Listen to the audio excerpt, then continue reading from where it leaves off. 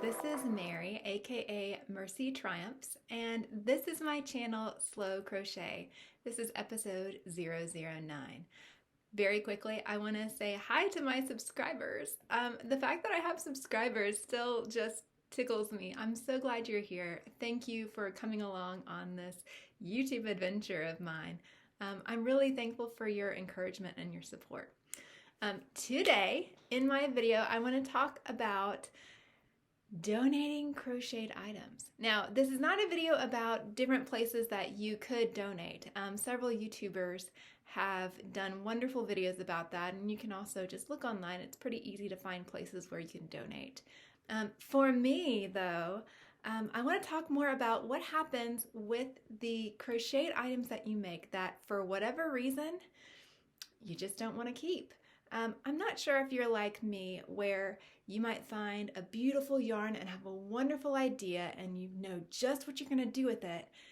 And then once you do it, maybe it just doesn't fit the way you wanted it to. Or maybe you can't really make it work with your outfits or with your clothes or what you already have. Maybe something's just a little bit off about it. Maybe it's the size is just a little different. Or maybe you have too many of that item already. What do you do with those items? Do you frog them back, or do you find places to donate?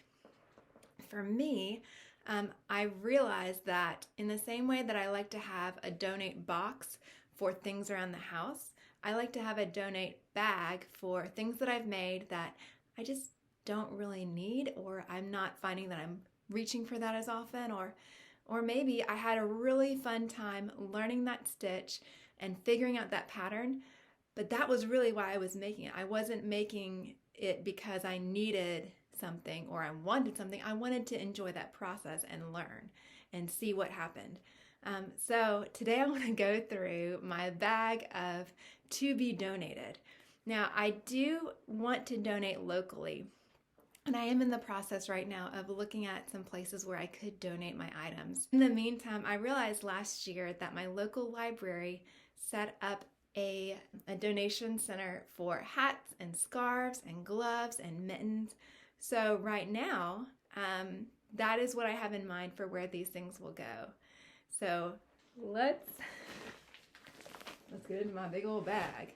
Now, I do consider myself a semi-minimalist in that I don't mind having things, but I want to be intentional about what I hang on to, because whatever I hang on to, I need to actually want to take care of, whether that's using it or enjoying it or just having it there for the sake of beauty. You know, I think it is legitimate to have things that you just find beautiful or that you enjoy having.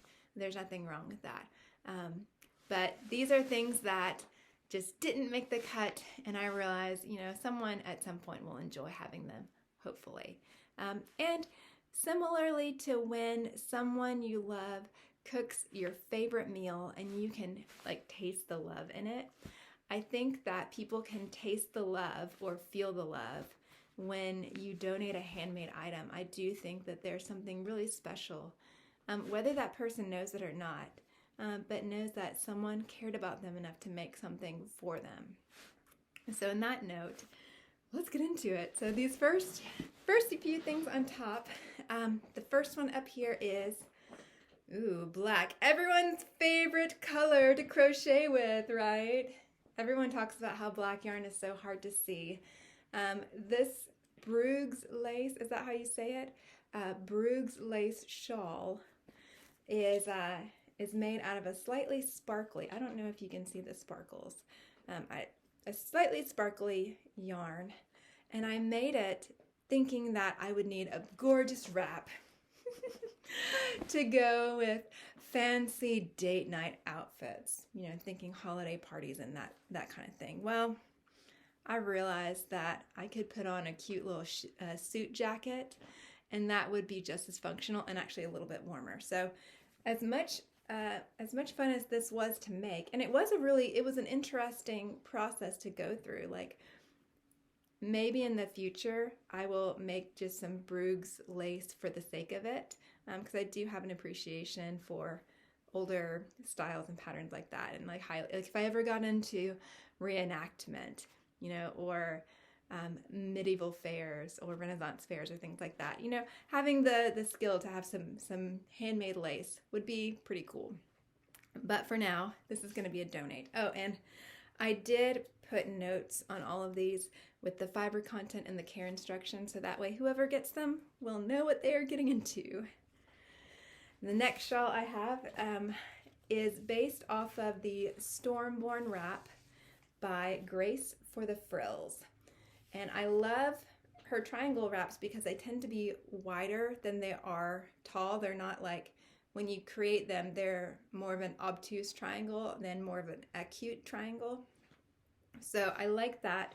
I like how that feels on me. I am more petite, and so having like a shorter depth to the shawl actually suits me better. Now, this was made out of a DK yarn, and I made it specifically for kind of a former friend that I ran into after some time. And when I saw her, I was catching up with her, and she had just had so much heartache in her life of late that I came home and I made this for her. And it took some time. It was years ago, though, that happened, and I tried to contact her and get in touch, and we just could never make it work. And finally, I just dropped it. So I don't know who will end up with this particular shawl, but hopefully they will feel love and warmth when they wear it and when they receive it. And who knows, maybe that particular friend, maybe somehow it'll get to her anyway. The next one is a wool shawl that I wanted to kind of come up with my own pattern on. And so even though it is wool, it has lots of little holes. And I heavily blocked this thing so it would really stretch out. I love the colors. They are so bright and they're so wonderful, but just not quite practical for me.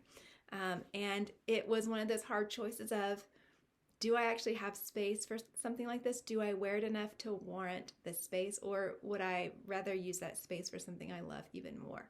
Which there may be a future video of what are the crochet items that I have in rotation that I've made and that I love to wear. What are the ones that are worth hanging on to? This is made out of, I believe it's Noro Coreopatura. I don't know how to say Cleopatra in Japanese, but that was the name of the yarn, and there's a couple of different colorways in here. I think it's wonderful. Someone hopefully will think that this one is wonderful too. And because the stitches opened up so much, it does have a pretty nice drape to it. Sometimes if there's like a minor occasion, like a small holiday, like maybe Valentine's Day, you know, I don't need a big to-do over Valentine's Day, but maybe my husband wants to encourage our children to honor their mother on Valentine's Day. I might say, here's some yarns that I've been interested in trying. You could get me a couple of balls of that. So one of those, or several of those, might turn into scarves or hats, or just patterns that I'm interested in doing. Sometimes the joy is just in trying out the pattern. This one is stripes with like alternating bead stitches in it. This is a yarn from Hobby Lobby. I think it's something like romantique or country romance. Or loved working with this yarn, really pretty. It's part acrylic and I believe it's part hemp. And yeah, I enjoyed it, but I don't think it's something I'm gonna wear. And this would be great to keep someone warm. And the real joy for me was in trying out a new yarn and in trying out some new stitch patterns. Similarly, we have a herringbone hat, and this one is made out of Red Heart Unforgettable. And I'm using a single crochet herringbone stitch, not the double crochet, which is a bit more labor intensive in my opinion. But I loved seeing how it worked up. I think it really does give you a real true sense of that herringbone. The top is linked treble crochets. So these were two stitch patterns that I learned them from other patterns, and I was really interested in putting them together. So again, bright, fun hat. Loved working with this yarn. It was new to me, and I heard lots of people talk about Red Heart Unforgettable as one of their favorites. Very soft. Someone else will really enjoy this, I hope. This one is another Cleopatra. This is 100% wool, so it would felt, and so the care instructions are pretty important. I want to highlight this pattern because it is one of Crystal's over at Bag O' Day Crochet, and this pattern only takes about 100, maybe 115 yards of yarn. So when you ever just have one skein, this is a great hat to do. It's a lot of double crochets and it's a little bit of singles, but I've made this pattern several times, and again, I enjoyed making it. I love how the colors played out, but they just didn't quite do it for me, so this will keep someone else warm. Another Crystal pattern here is a shell beanie that she made, or she had a tutorial for. Again, loved learning that stitch. Loved seeing how she brought her beanie together and how she worked her increases. That was a great learning experience for me. Nice neutral gray. Hopefully someone will enjoy that. More Noro.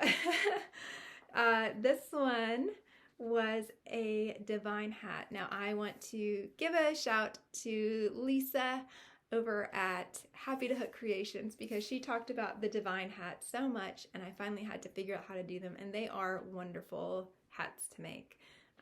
Again, just wanted to see how the colors would play out with this particular yarn. I was on a Noro kick at the time, but not one of my favorites, but maybe it'll be someone else's. This one is a Kirsten Holloway designs. I'll correct myself. This is her seed stitch beanie, and it's made from a superwash merino wool, one of the most beautiful ones that I've ever worked with, and thankfully I got quite a bit of it when I first started. Now this color is not, I'm sure it would look really nice on me actually. It would work with my skin tone, but I'm not always drawn to purples. I'm more of a green girl. Loved working with the yarn, enjoyed working with the pattern, but this is one of the big times that I realized that I'm kind of a quirky crocheter. I don't yarn over the same way that everyone else does. I tend to go from the front to the back instead of back to the front, and that makes a big difference a lot of times in stitches, is which direction you yarn over from. So the beanie was meant to have more of this texture. That ended up in the middle, but then the ribbing ended up on the outside, so maybe someone else will enjoy it and get a lot of love out of that super squishy, wonderful superwash merino. This one was a Karen cake. This is the Lakeside beanie. It's a pattern that I've tried out and really enjoyed. I love how it makes the nice stretchy post stitches for almost like an ear warmer within there. I'm sure you could just do an ear warmer of that. In fact, why haven't I? I don't know. That's note to self, ear warmers out of those random single skeins. I'm gonna do it. Watch this space. I've made a lot of Lakeside beanies. I really like them. And this one, great neutral color. Loved how it played out from the lighter down to the darker, and someone else can enjoy it. So this one was made using 2 yarns held together. I haven't done that technique a whole lot, but I wanted to try it on a particular stitch. I used Premier Cotton Collage in C Multi, which is a sock weight yarn, and I held that alongside Premier Wool Select DK in the color Parchment. I remember that because I had it left over from my Christmas Afghan, and I wanted to try linked treble crochets. Could I do an entire beanie out of linked treble crochets? Well, of course the answer is yes, I could. And I like how it turned out, and I like how the colors played out. And someone else will like it too. We have another Noro. This one is Korean. Please, by all means, if you speak Japanese, I would be happy for you to correct my pronunciation. Korean, basically crayon in Japanese. And So it's 100% wool. It was another trial pattern.